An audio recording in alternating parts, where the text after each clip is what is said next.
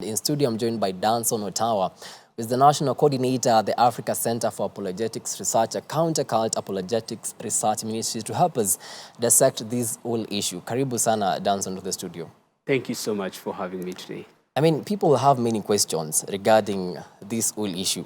I mean, how did such a crime get executed over such a long period of time without the government getting to know about it? And how comes did Paul McKenzie brainwash many people regarding this whole issue and stab them to death, though the government also noticing about it? But first of all, let's begin by, what is a cult, and I mean, how can one identify a cult? Thank you so much for that question. One of the assumptions that people have, especially during this time, is believing that every cult we have is actually spiritual in nature. But one thing you will notice is that all cults across the spectrum, whether it's spiritual in nature or psychotherapeutic in nature or political in nature, will always be characterized by three main things that would then bring us to a definition. The first characteristic is that these cults are always deviant. What I mean by deviant is that they are always operating and teaching things that are outside the normal, real, and objective way of thinking. They're not only deviant, but they are also harmful. They present the victim with a certain way of thinking that is harmful both to their psychological and physical well-being. And this is very evident with the case we are handling right now of Paul McKenzie. The fact that he would deny people the right to eating, the right to education, and also teaching against the right to medical care is just but a sign of how cults operate. But the last thing is control. Once they have deviated, and they deviate by isolating, and once they are harming these people, they will also be in control of their lives. They'll want to take away their basic needs and control them all through. But this is a very interesting case because we are talking about a spiritually related cult. And spiritually related cults boil down to a movement or a teaching or a personality that teaches beliefs and practices that are away from the historic Christian faith that has been held for the last 2,000 years. And so if you're thinking about cults, think about deviation, harm, control, and at the bottom of everything, there is a belief system and a practice away from the fundamental and objective way of thinking. Yeah, deviation and control. Okay, Right. let's talk about Paul McKenzie. Yes. I mean, how did such a crime get executed over such long period of time without being noticed even by the government? I mean, how did that happen? Right. One of the things that are very clear from following through the story of Paul McKenzie is that the first strategy he used was deception, deceiving these people across time using teachings, videos, and even songs that Jesus Christ is coming. Now, that would concern anyone who is loving of Christ, who is desirous of going to heaven. But in the long run, it is deception at its core.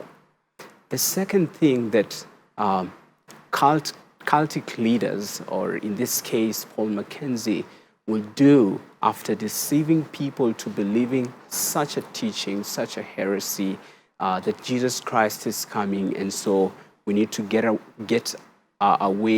rid of the world systems, whether it's medical care or food or education.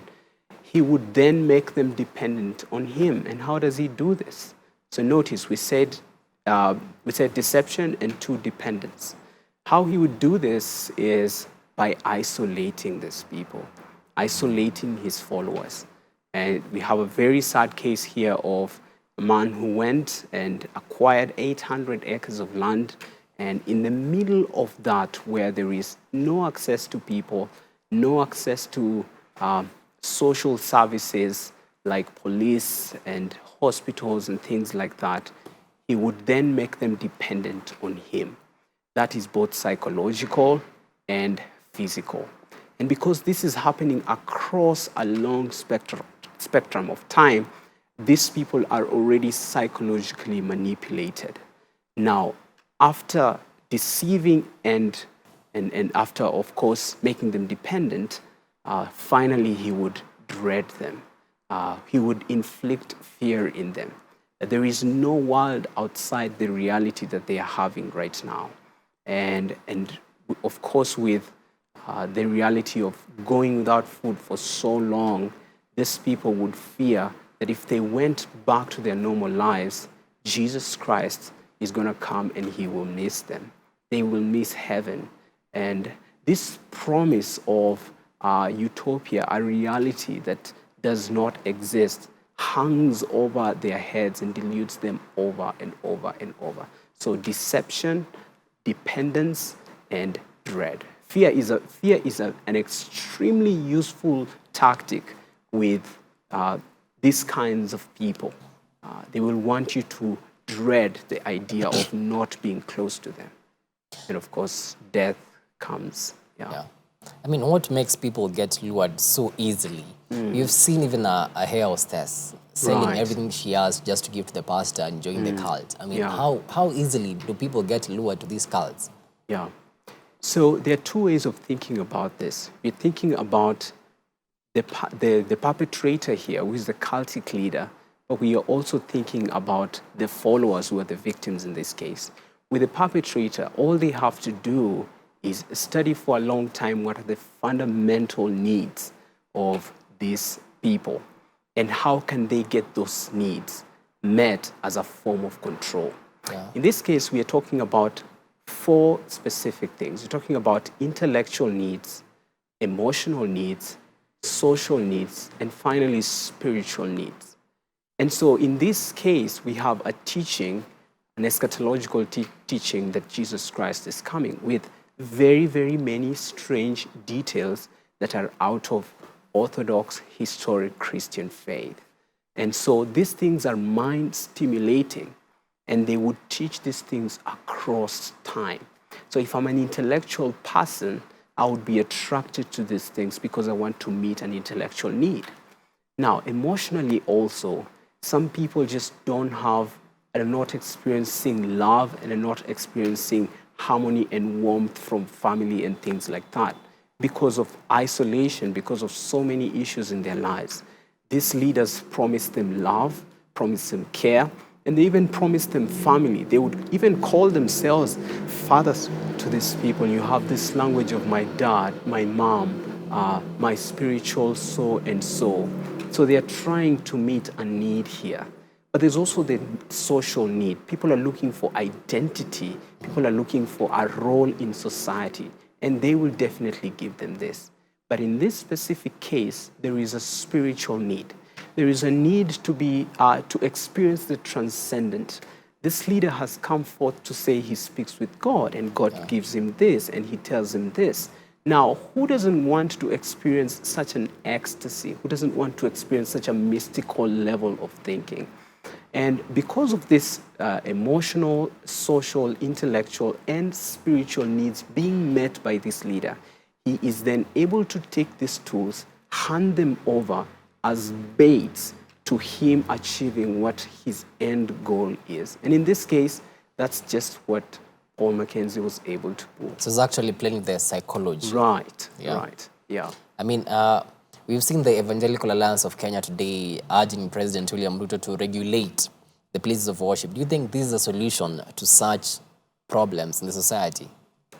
Well, this is a very specific issue that concerns the Christian faith because this is a pseudo-Christian cult. Yeah. But I must say that there are very many other different kinds of cults. We have political cults, we have psychotherapeutic cults and things like that. So in one sense, I agree with Dr. Nelson Makanda and the Evangelical Alliance of Kenya that the government should be at the forefront of regulating systems that are at the disposal of Kenyans by all means. Now, when it comes to specifically the church, I believe that the church is able to build in itself mechanisms and policies that are able to regulate pastors, teachers, and all forms of authority in enabling a very, very healthy environment for believers. Now, once the church comes up with these policies and these mechanisms, they are able to communicate this very well and very sternly to the government and welcome the government to help enforce these things, especially as it regards to human dignity and the value of life. At the bottom of everything, God has mandated the government with ensuring that there is law and order, but above all, that humanity's dignity and value of life is appraised. And so I am seeing a situation where you have a symbiotic relationship between the church and the state, helping to ensure that there is human dignity and there is value of life. However, I must state categorically that the church is able, in and of and within itself, to come up with regulations, to come up with modalities of how to go about ensuring that every church leader, everyone who says they are a church leader, is accountable, not just to the Christians, but to other church leaders. And I think that's what the Evangelical Alliance of Kenya was communicating today. And I surely do agree with them. Talking of accountability, we've seen also another incident of this so-called Jesus of Tongaren. Right. I mean, we've really made jokes about it, but looking at the matter, it's so serious. Right. It's actually blasphemy. Right. But where do we draw the line when it comes to that as believers? Anyone who claims to come in the name of God must be scrutinized by the very, very foundational documents that stipulate what the Christian faith is. And so that is not just to the hearers, but it's to everyone else who is a leader.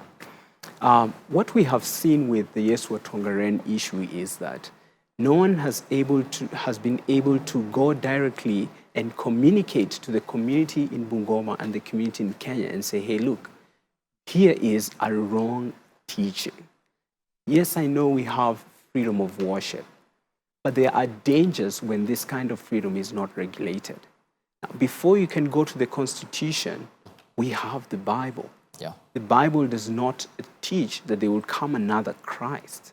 In fact, it teaches against that. So much so that if anyone comes to claim to be Christ, that very document, the Bible that has lasted more than 2,000 years, should be able to warn anyone who would think otherwise. In fact, this is one more thing I need to say. Yeah. The Bible is full of so many warnings against false teaching. In fact, in the entire New Testament, apart from the book of Philemon, we have warnings against warnings about false teachers. They're still going to come, but we have to be aware and hold them accountable. Why? Because the end result is people dying, people being deceived, people being deluded, and people losing their source of identity. And All right, thank you so much, Danson Otawa, for the great insights. Right. Well, that has been Danson Otawa, the National Coordinator at the Africa Center for Apologetics Research, a counter-cult apologetics research ministries.